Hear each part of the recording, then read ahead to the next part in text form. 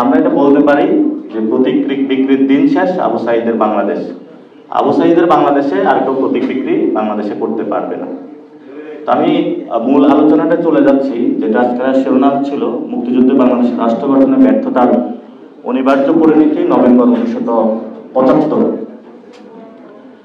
সেটা হলো শেখ মুজিব যখন ক্ষমতা কুক্ষিগত করেছিলেন বাংলাদেশের জনমানুষ থেকে, তার পরবর্তীতে মানুষ আবার নিপীড়িত হয়েও রাজপথে দাঁড়িয়েছে। ওই সময় একটি সেনা অভ্যুত্থান হয়েছিল, যেই সেনা অভ্যুত্থানের মধ্য দিয়ে বাংলাদেশের ক্ষমতা দখলের একটি প্রচেষ্টা চালানো হয়েছিল।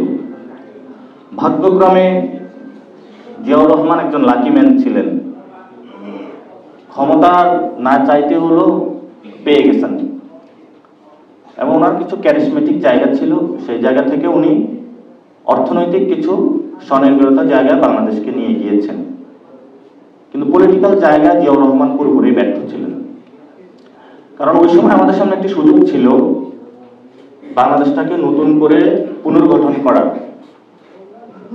কিন্তু এই জন্য আমরা বলি যাতে মিলিটারি পলিটিক্সে না আসে। মিলিটারি পলিটিক্সে আসলে কিছু ডেভেলপমেন্ট হয়।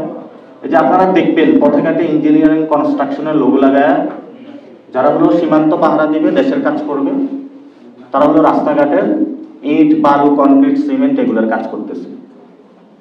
খুবই দুঃখজনক। তো ওই সময় হলো